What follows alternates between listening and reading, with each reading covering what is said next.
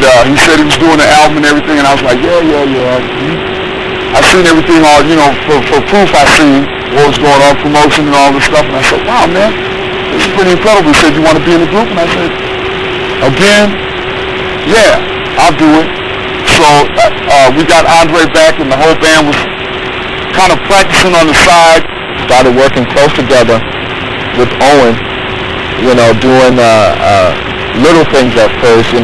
They needed a rehearsal space, so I gave up my home for them to rehearse and form the band at my house. Andre was immediately in the band, you know what I mean, because they lived together. So that worked out fine for them. Bobby Z was his drummer. Not that he was a great drummer. It was because he was a white drummer.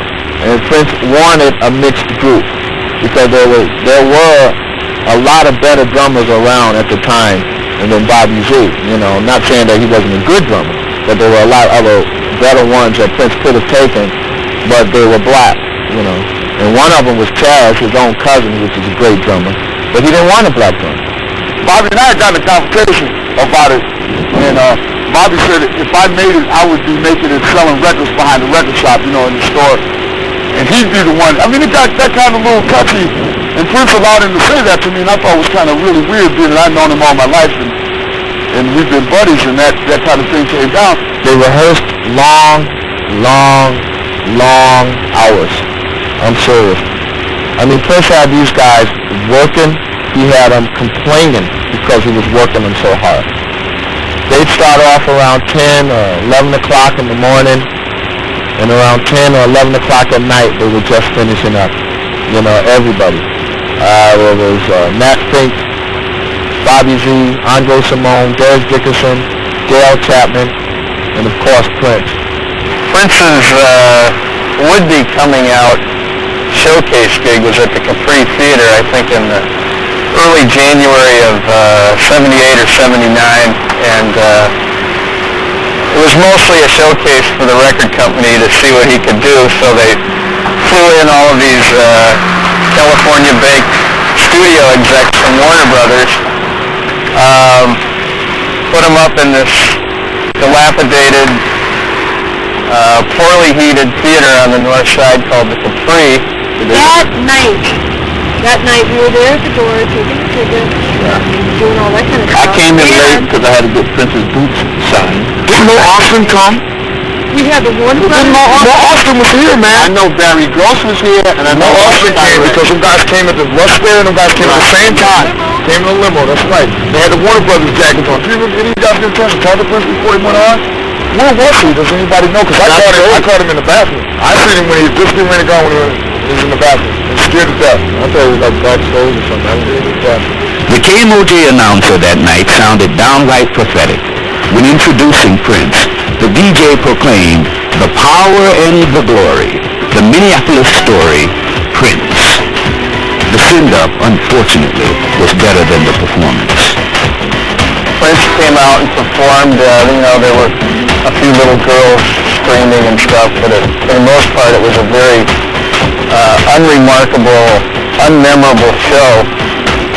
The thing that struck me most about it was that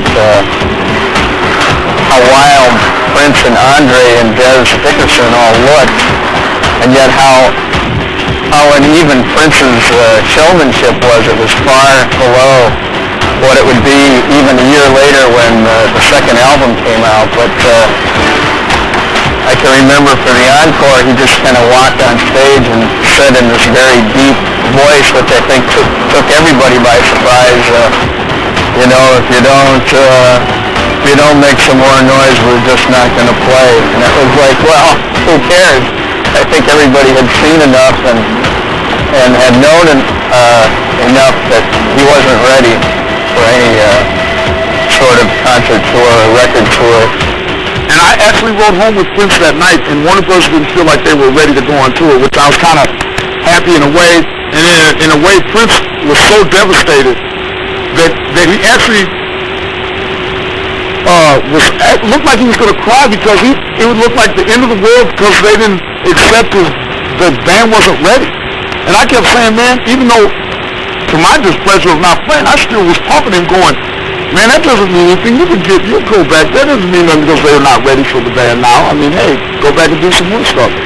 And that night was probably the last night I really had a real communication with him and see some sensitivity because it devastated him that he thought the band was groomed enough, and Warner said, the Prince, I think, wanted it to happen faster because we had all deluded ourselves with this whole idea that we're going to be multimillionaires, and it didn't happen the way that we wanted it and needed it to happen at that time, because we all became very disappointed and started to wear on each other.